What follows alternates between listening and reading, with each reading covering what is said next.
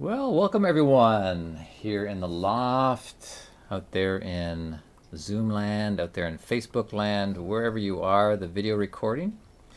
Welcome to this first session of this new series in empathy with nature called Animal Speak. Animal Speak. But before we get into Animal Speak and a guided meditation, I'm going to let the mineral kingdom speak first. We'll hear the mineral world actually sing by way of my hands with this hand pan. This is to prepare the outer space and the inner space for the guided meditation that's going to follow.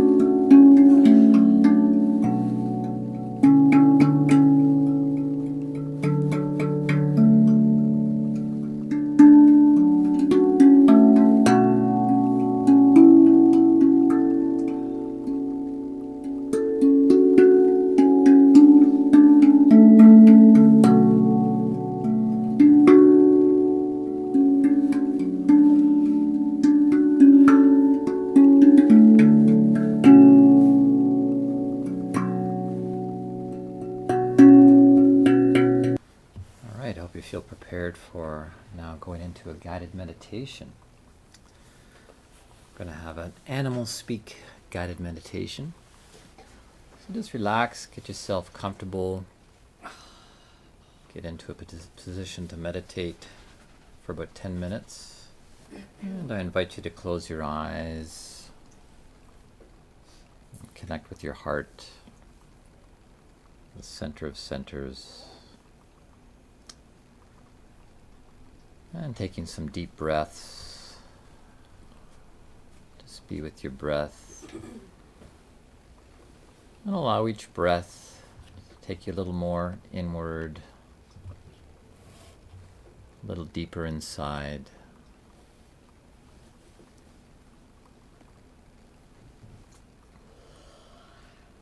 Going deeper into the forest of your own being.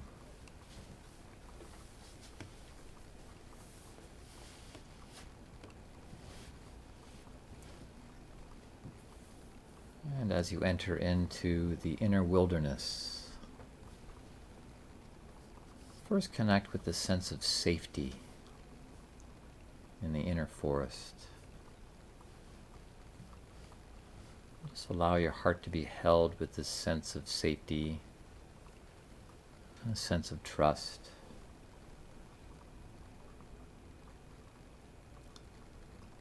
Just trusting you'll be guided by the higher powers that keep the inner forest.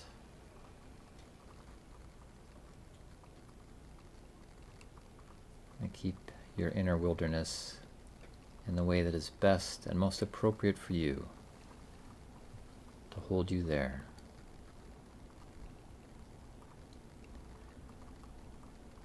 And as you hold to this sense of trust and safety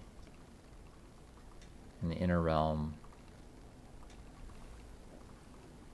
begin to make your way forward through the forest.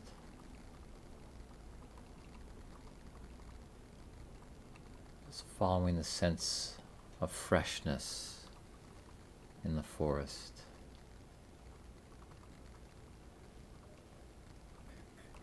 Freshness in the trees, freshness in the breeze, freshness in the sound of leaves rustling in the breeze.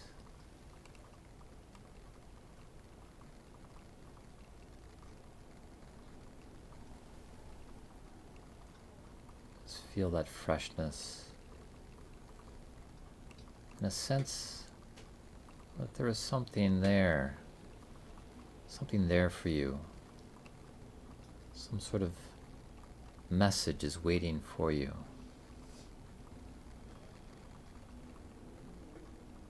a message that will be delivered by nature. So just be with that sense of anticipation in the forest as you move forward with the freshness of the breeze around you, holding that sense of safety and trust in your heart.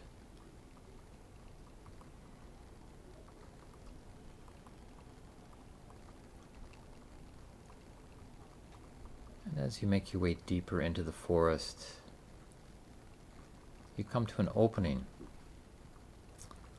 with a place where you can sit and just be. A place that holds a sense of calm. Calm at the center of things.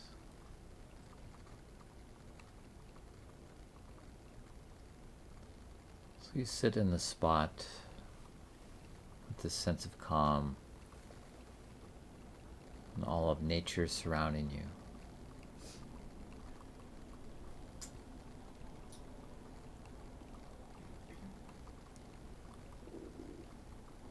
And as you sit there, you're waiting with anticipation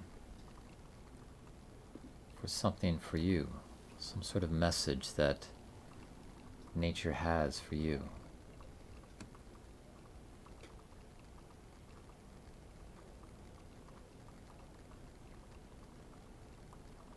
And while you sit there in this calm, you hear something. There's a sound, and you turn to see what it is. And there in this place of serenity in the forest is an animal. You see an animal. And you still feel calm and trust. And you feel comfortable with this animal.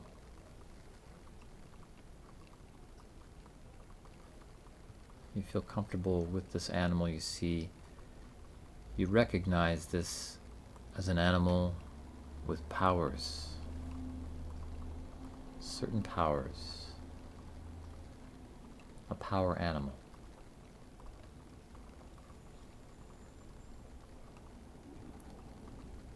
And this power animal brings the message that nature has for you.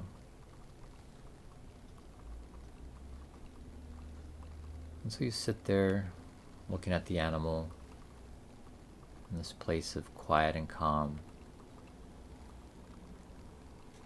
just feeling the special presence of this animal with its special powers and the message it has to deliver for you. And so you're going to sit there in silence to wait and hear what this animal has to speak to you. Animals speak, and you listen.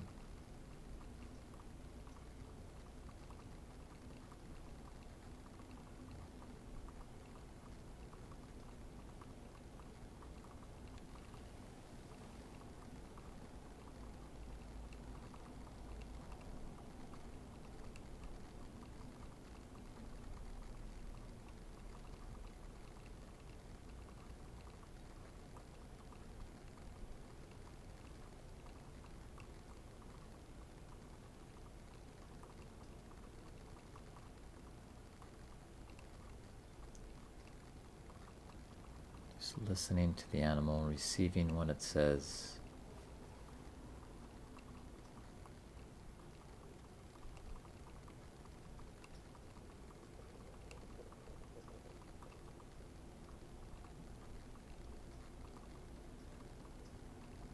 And remembering everything this power animal has to speak to you. And when this animal has finished speaking, finished delivering the message of nature for you, you thank it. You thank the animal, then you watch it turn and watch it move off into the forest again.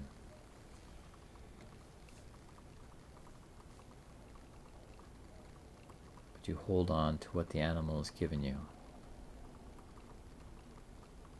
And you're once again left alone in this place of calm in the forest.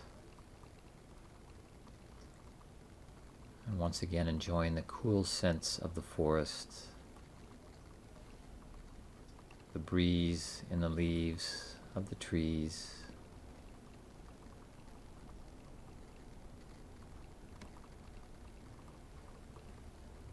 And then you once again get up and move from where you've been sitting, moving from this little oasis in the forest, and start to make your way back. You make your way out of the forest,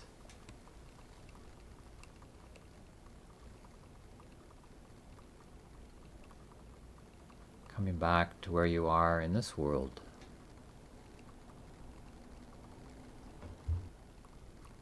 Back to an awareness of the room that you're in. Coming back with a feeling of gratitude for what you've received. The message from the power animal. You can then get your paper and some pencil crayons or crayons to draw and to journal what you received from nature, from inner nature.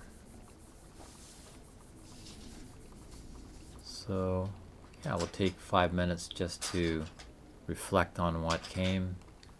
And before anything else, I want to open the space to see if anyone would like to share what came through for them in this vision quest, or if anyone has any questions about what we just did.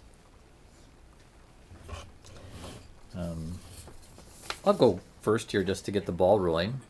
I had a possum come to me, which is interesting because I have never seen a possum in downtown Toronto until just recently, while I was going out to the building one night, and a very large one crossed my path. So it was kind of synchronistic because just working on this talk and thinking a lot about animals, and then this animal appeared before me just right at the right moment as I was about to go down the steps. It walked right in front of me. It's sort of like, a cat walking across your path, but it was this big white possum. So that's been living in me for the last while, just been carrying that. And so it came in the inner space, in the inner forest today, and said, do not be tardy. Do not take too much time. Move quickly, because the time will pass quickly. And then the window will pass. The window will pass. And I must emphasize with this sort of work, what we're doing, this is a message for me. This is a very personalized message for me. And so it doesn't necessarily apply to anyone else. For some reason, this message of moving quickly and not being tardy is something I need to hear at this moment. On another day, the message might even be the opposite. It might be slow down. Take your time. Don't move too quickly. So it can vary really on the season of your soul, you could say. And another point is, I don't really know what this is pointing to. I'm not really sure what it's talking about in terms of moving quickly. But an interesting thing is sometimes we get answers even before we have a question. We kind of get it loaded in us, and we may hold it with a sense of mystery. Oh, what's that about? Why did I get that sign? Why did I get that omen? Why did I get that message? And then an event arises outwardly, and the answer is already there. That sense has already been put into you, and it's like, aha, there's the connection. So that was for me. Did anyone else here in the loft want to share? Well, we'll be doing these inner vision quests regularly throughout this series, Animal Speak. And I'll explain more about them as we go. But I wanted to go right into the forest from the very first moment of our time together. Because this is really largely what this is about, to do some inner exploration with Animal Speak. And I'm really excited about doing this. This is a continuation of what was started in the fall with the first Empathy with Nature series, which was called Thinking Like a Plant. But you don't have to have done that series in order to participate and enjoy this series. But the Thinking Like a Plant series is available for anyone to view on the Empathy with Nature YouTube channel. So check it out if you wish. But this new series stands on its own, and it will also lead into a spring series that I'll be doing, which will take us deeper in our understanding of human nature. So we're kind of going on tiers here from plant to animal and eventually to human, to really get a closer look at what the human is composed of as a composite or hybrid being. So this series, Animal Speak, is a step toward that. And in this series, we will be approaching animals from different perspectives. It will engage us with the world of animals from both a spiritual and scientific perspectives, and a blending of the two together, which is really one of the most important things we can be doing these days, to blend the spiritual and the scientific together. This becomes what you could call spiritual science.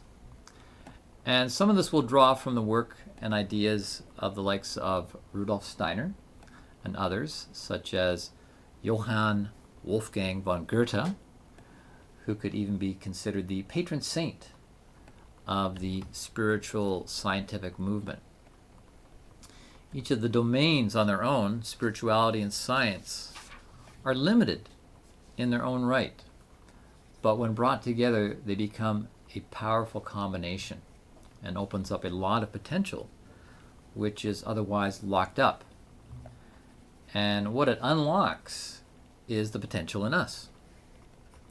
Because this blending of approaches brings about a fructification, you could say. Can you say fructification? Fructification, which is to say they mutually fertilize each other. Science and spirituality can fructify or fertilize each other. And because science and spirituality don't really live out there, but live within us. Science and spirituality live within us. That means something can be fertilized in us, and new parts of us can be engaged and grow by blending these two powerful cultural impulses together. They will engage more of us. So what we're talking about here is what you could call a holistic approach to nature. Holistic rather than a one-sided approach, this way or the other way, which can happen so easily in our modern world of specialization. And so I'm really thrilled to be looking at a holistic approach to nature, which really keys off some of the study I've been doing at the Nature Institute.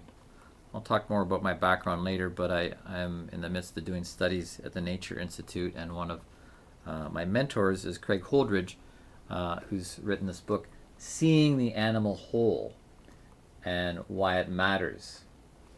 There's a picture of Craig on the back. Spent 2 weeks with him last summer, and we'll spend 2 weeks with him again this next summer in Hawthorne Valley, New York. Very beautiful area with lots of wilderness and whatnot for doing nature studies that are blending the spiritual approach and the scientific approach.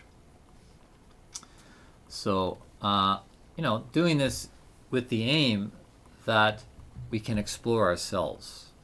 It really becomes a vehicle to explore ourselves, which will ultimately grow our capacities to see, and to see the animal whole, as this title suggests, seeing the animal whole.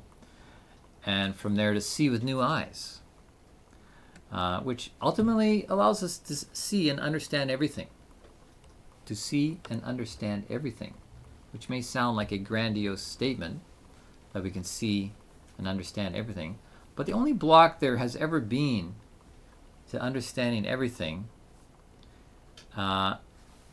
is what was called in the older traditions enlightenment, is access. Access is really the only block to understanding everything. Access, it all boils down to how we access information. And so part of what we're doing here in Animal Speak is looking not only at animals, but how we access information, how we access knowledge. Interestingly, with the rise of rational thinking, or at least the higher valuation of rational thinking beginning back in the 17th century, the use of reason and rational logic was considered the key to enlightenment. And this period in history is referred to as the Age of Enlightenment. Well, we know it didn't turn out exactly the way the likes of John Locke and Sir Isaac Newton and Immanuel Kant and other thinkers of the cultural movement had anticipated. And the Age of Reason and Enlightenment ended in the 18th century.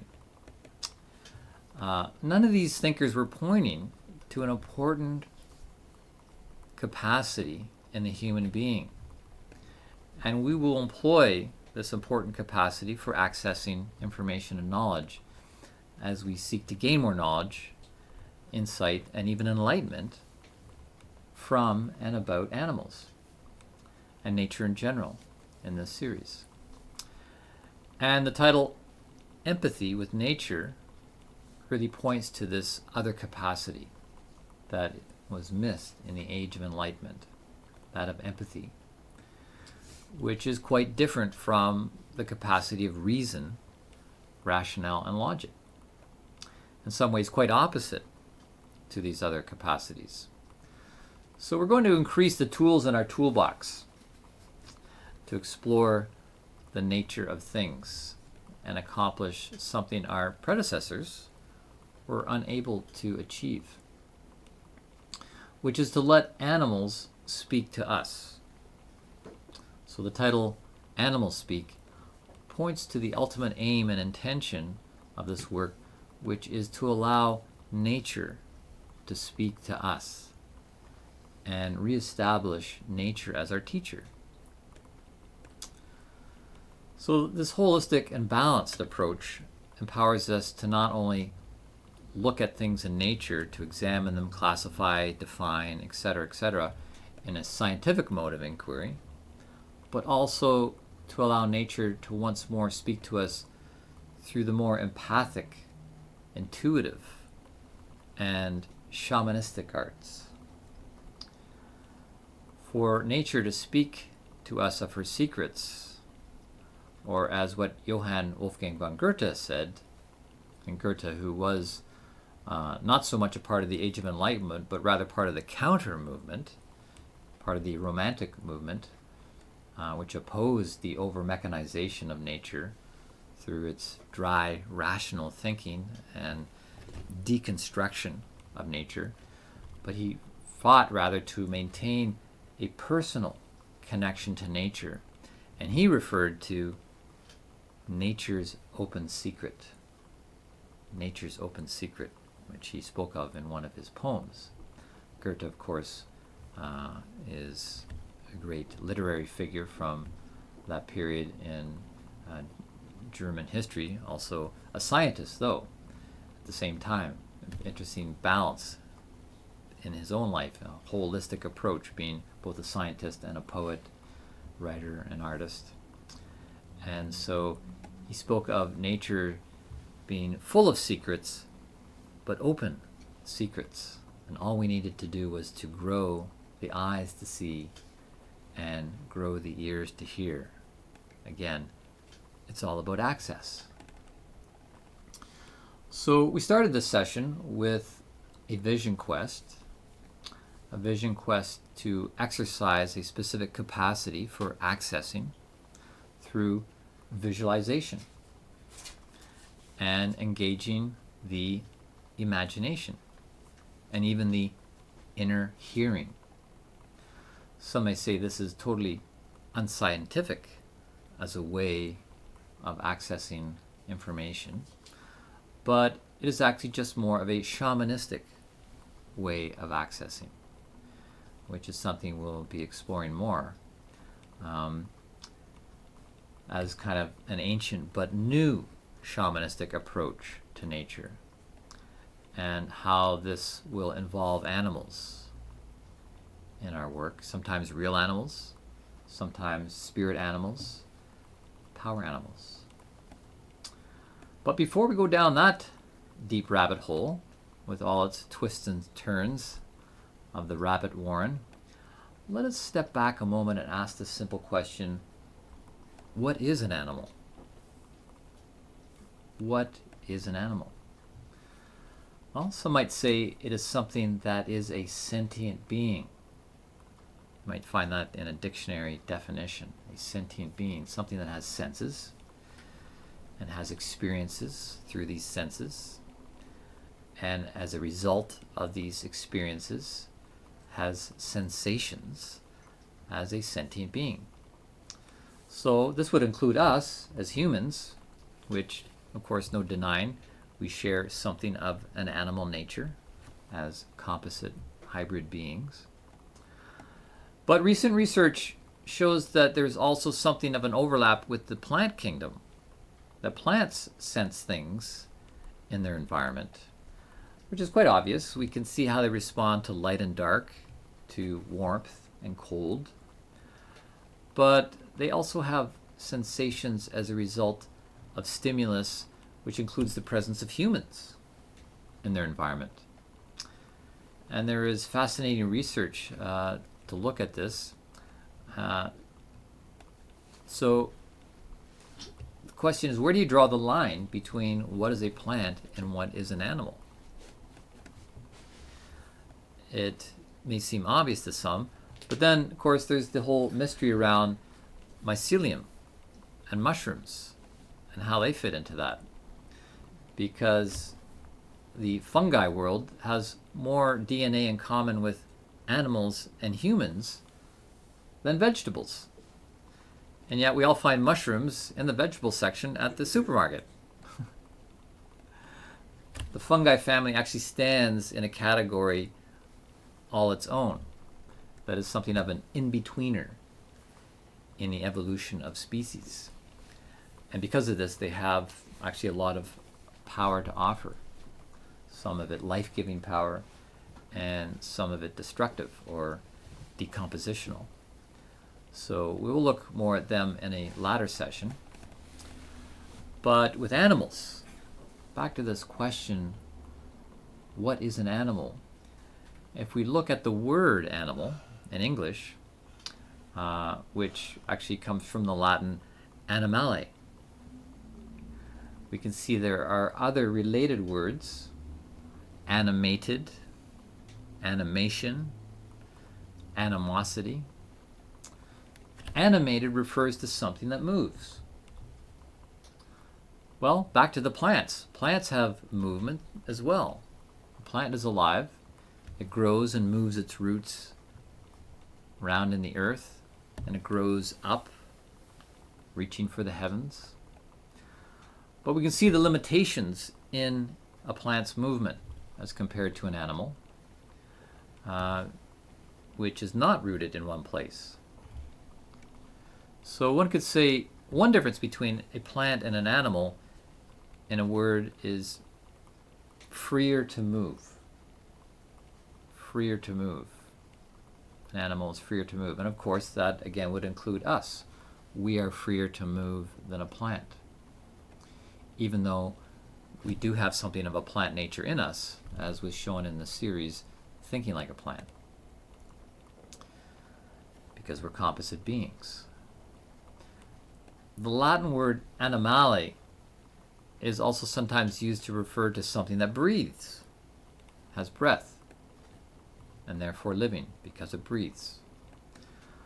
But in a sense, a plant also lives through a breathing. So what makes it different from an animal that breathes? Or perhaps it is better said, a plant is actually breathed by its environment.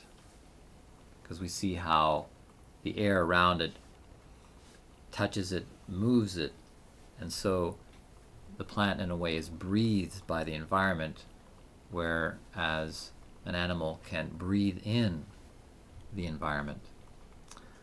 Capacity for breathing is certainly more rudimentary in a plant than an animal, which we see in the animal kingdom, this evolution of lung capacities from things living under the water to things that live outside of the water, and then there's even animals that can fly in the air.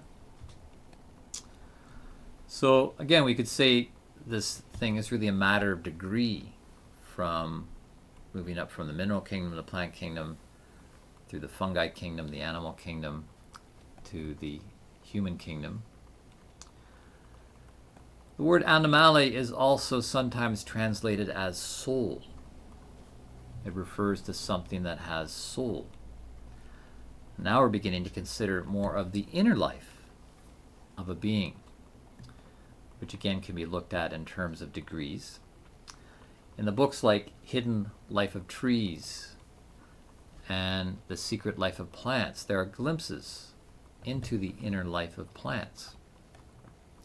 There's no question an intelligence is there that is considering things, thinking about things, making choices as it works its way as a plant being.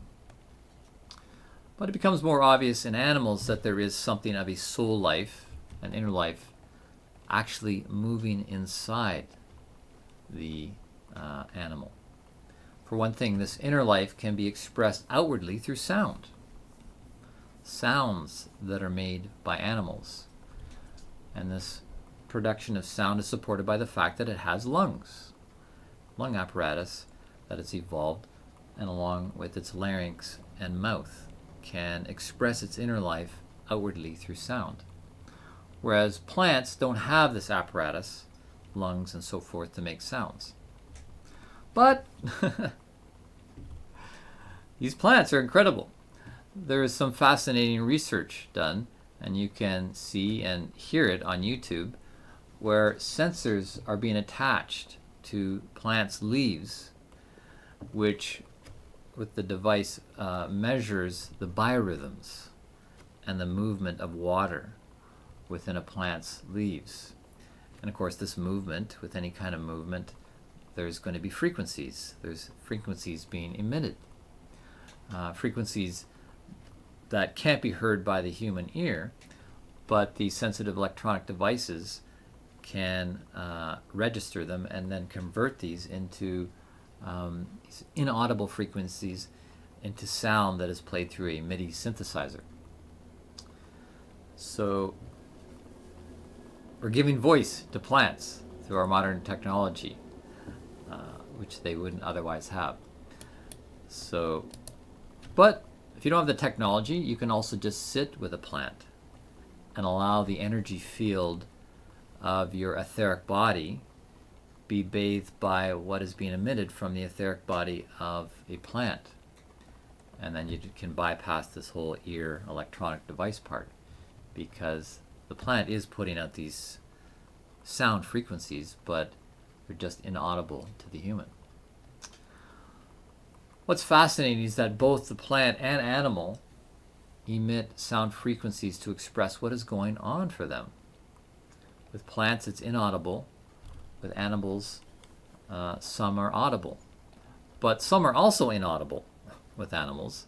And I remember as a young boy playing with a dog whistle, which emitted a pitch that only a dog could hear. So I'd go around the neighborhood with this dog whistle, blowing it and watching the dogs react to it, and nobody else could hear it or knew what I was doing.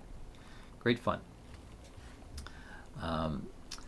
Because animals, dogs, and so forth, have access to wavelengths which the human ear doesn't have access to. Again, it's all about access. So we are now really moving forward toward a consideration of the psychology of a being, which is what the word animale, or soul, is pointing to. And in Greek, the word soul is psyche, from which we get the study of psychology, or what I like to refer to as soulcology. Soulcology. And this will play a part in the work here of Animal Speak, because animals, animale, are something we have a relationship with on a soul level, on the animale level, which you may have experienced in the opening guided meditation, and it seems like some of you did have a soul connection with the animale, the power animal. On the soul level, which is also sometimes referred to as the astral plane. It's on this astral plane where we can speak to animals, and animals can speak to us, and animals can speak through us. And even though in this series we will also be taking time to look at the external, outer forms of animals from kind of a scientific perspective, we are ultimately looking at what is being expressed from a realm beyond the physical, the soul or astral planes. And when it comes to these realms, we need to acknowledge some of the pioneering work done by psychologists or soulcologists such as Sigmund Freud and Carl Jung, which began in the early part of the previous century. Carl Jung was a protege of Freud, and Freud's psychological analysis really focuses on the animal impulses in the inner life of the human being. And he reduced much of what he saw down as drives in the human to repressed sexual instincts, the instincts we share with animals. But Carl Jung eventually broke away from Freud over differences around this viewpoint and other matters. Jung really saw a higher octave, you could say, to these impulses, these so-called lower instincts, animal instincts in the human, and that the human was seeking to transform these earthly drives into something that would embody more of a divine element. So Jung really threw his research net much wider than Freud. Things like his study of the use of mandalas from the Indian tradition, working with mandalas to aid the healing of the soul. This is shown in his famous Red Book, which contains many mandalas he created when he was working to heal aspects of his own personal life. Jung also studied the I Ching. This is an ancient Chinese oracle which he explored when researching the nature of synchronicity, when there is a coincidence or co-incidence between what is going on outside of you and what is going on in your inner life, that there's dots that connected, things happening coincidentally at the same time, which he called synchronicity. Jung did extensive study of the archetypes to explore the different personality types or soul types. Jung went very deep in his work, which is why his work is called depth psychology, although it's often just referred to as Jungian psychology. But it's also why it's not given as much credibility in modern psychology as Freud's work, because aspects of Jung's work are considered a little too woo-woo by some people. But hey, everybody needs a little woo-woo in their life. Otherwise, the soul can get a little too poo-poo. So in this series, we will not poo-poo the woo-woo. And one of the most important contributions Jung made to modern psychology, which I want to pick up here, is what he referred to as the anima. Anima, also derived from this Latin word animale. The anima could be said to be the part of the soul, the inner life, that animates us, that becomes animated. When we see something on the outside, we become animated inside. There is inner movement. Movement is a key characteristic. Jung used the word anima to refer to the feminine side of a male, and used the word animus to refer to the masculine side of a female. So for example, if a man were to see a woman and was attracted to her, it would be said that his anima became animated. Or if a woman saw a man and something was aroused in her, it was her animus. Part of her soul became animated. And these are, of course, heteronormative examples, but we can all be inwardly animated by anyone or anything. A carpenter might become animated by the feminine curvature of a table leg, and so forth. Animation or inner movement can be stimulated by a variety of stimulus. But this is the way that Jung set it up in terms of understanding the sexual drives of the human being. The point is that we have the capacity to become inwardly animated or be moved inwardly. This inward capacity for freedom of movement builds upon the capacity for freedom of movement as seen in animals through movement externally and inwardly, which in turn builds upon the lesser degree of movement as seen in plants. In other words, we're looking at the potential a human has to be free. We're looking at the potential a human has to be free. An important consideration we will return to. But back to Jung. In his work to capitalize on this potential for inner movement, he developed a modality known as active imagination, which in a way plays with the same capacities as the shamanistic arts. This active imagination is a technique that creates inner movement in the soul life. It's a powerful way to explore the depths of the human psyche. And I have used it many times in my work as a psychotherapist. I'll talk more about my background in another session, but right now I want to do a little work with this modality to give you a sample of what it can do.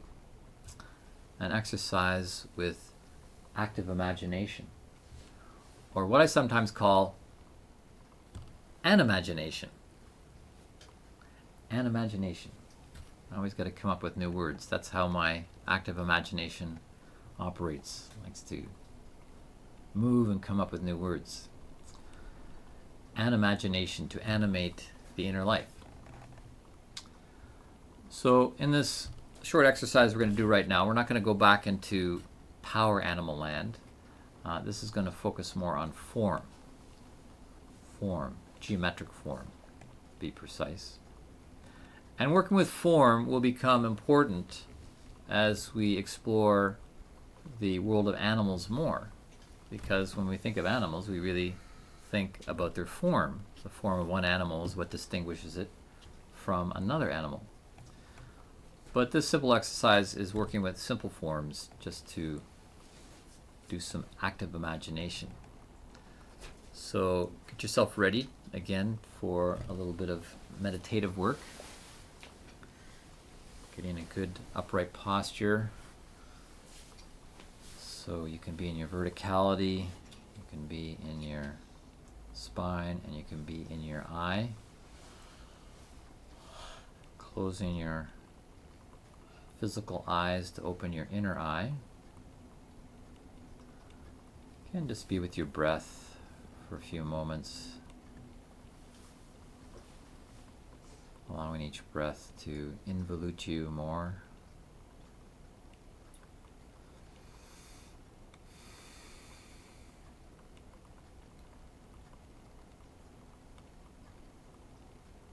Just going into that inner space, clear inner space, putting thoughts and feelings aside for a moment as we do this work.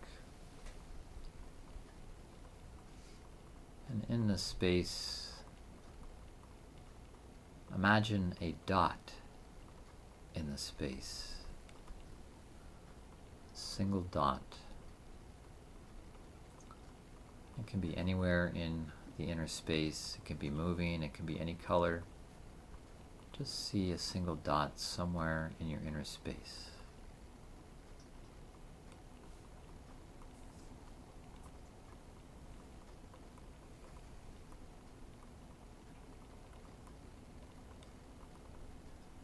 See this dot, feel the quality of this single dot.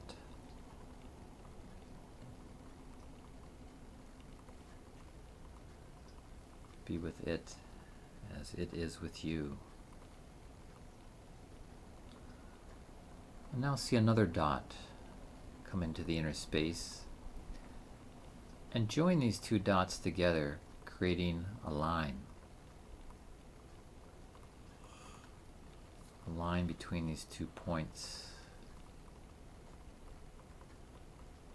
Feel the change in quality.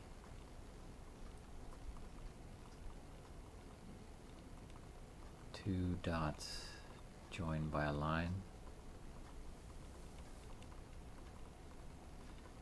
Now see a third dot in the space. Join it with the other two dots, creating a triangle.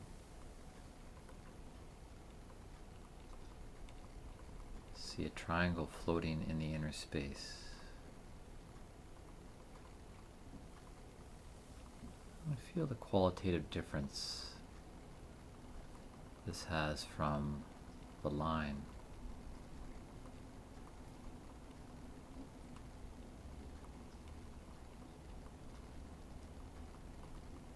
Just be with this triangle floating in space. It can be moving, rotating, whatever. See a triangle.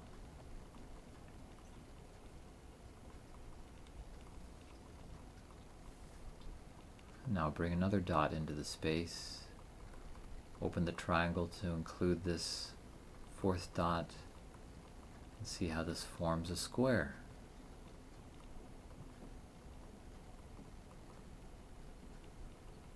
Again, be with the feeling of a square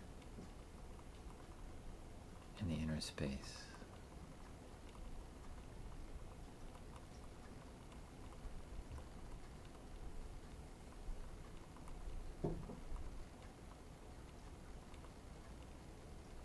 Opening the square to add a fifth dot,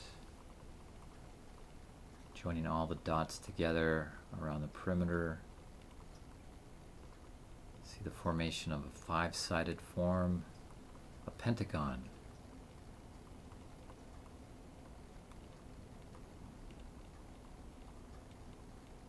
Be with this pentagon floating in your inner space. Feel its qualities.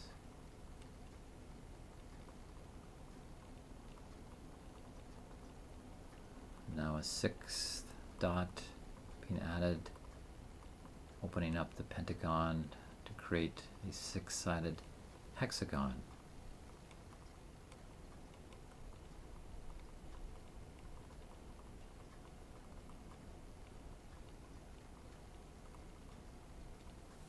Adding another dot, form a seven-sided heptagon. See how our shape is growing, changing, both in its look and in its feel.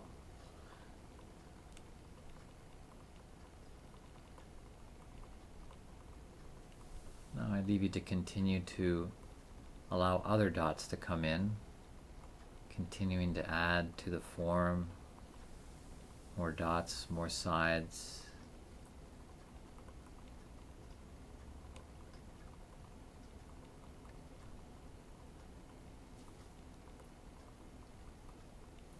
See this form morph until eventually it becomes what? A circle.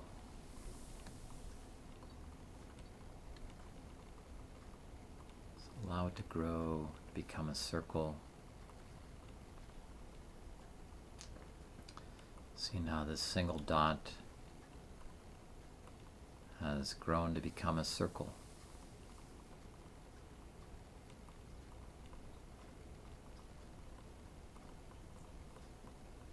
And then lastly, allow the circle to collapse back to the center, leaving you with just a single dot once again as we began. The circle imploding into a single dot in your inner space.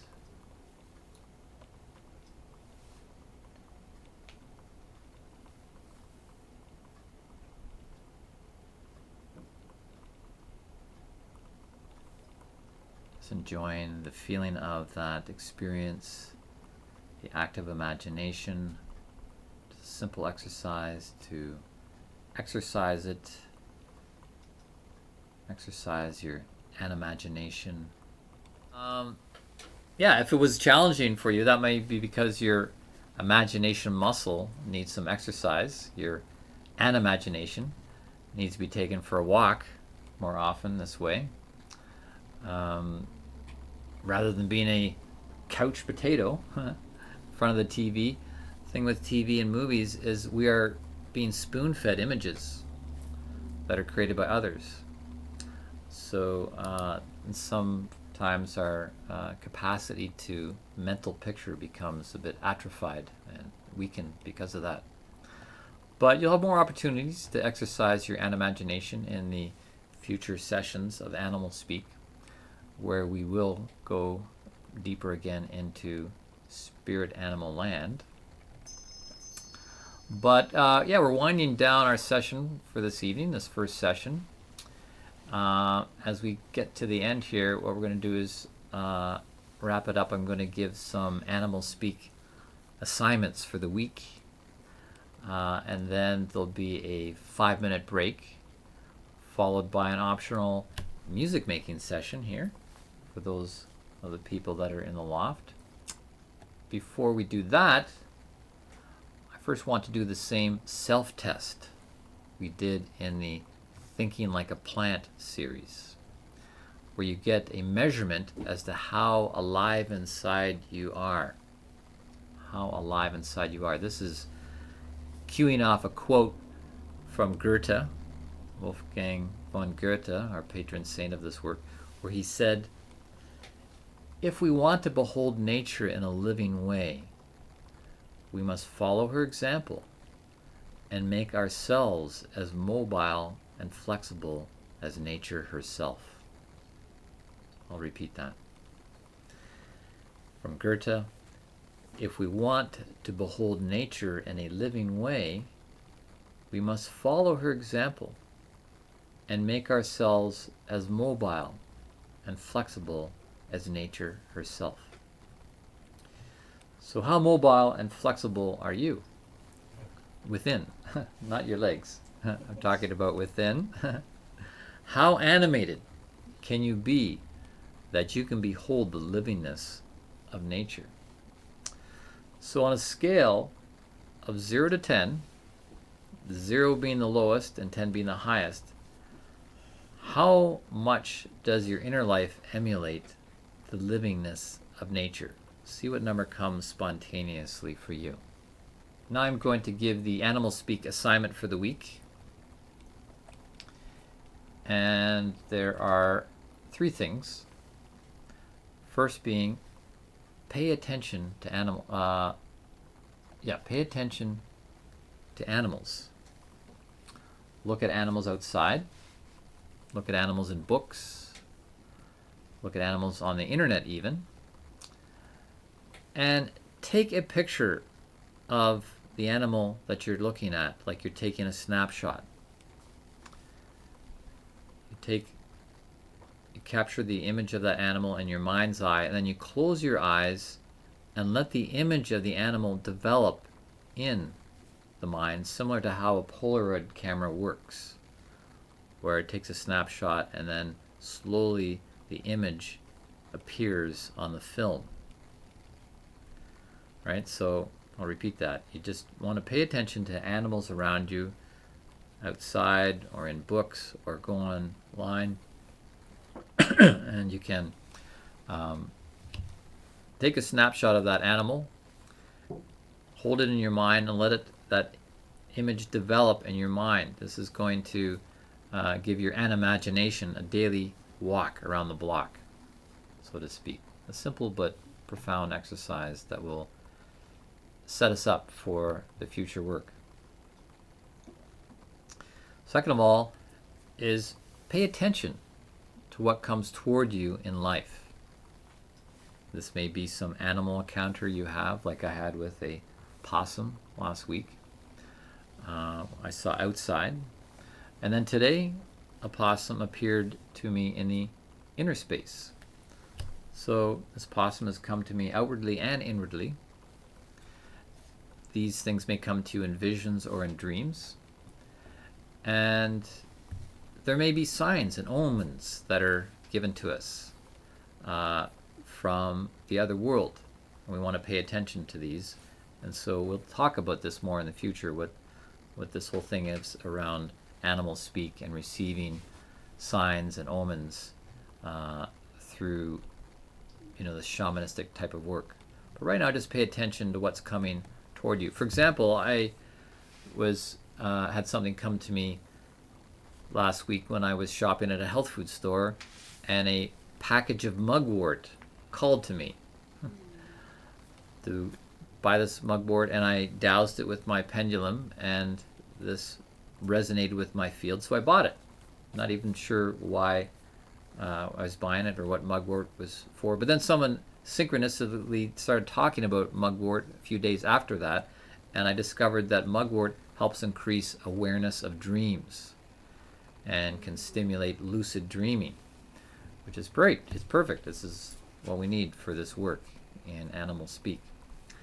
And even though we're going to be working with animals, we can also use assistance from the plant realm. So now I'm working with mugwort to support this work.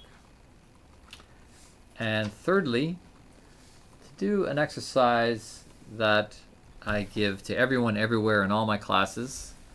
It's the one exercise, is the top exercise to do every day for the rest of your life, which is, I know some people here know it, Rukshao. Yes, Rukshao. This is an exercise given by Rudolf Steiner. Rukshao is the backward review. So take a few minutes each day to review the events of your day in reverse order.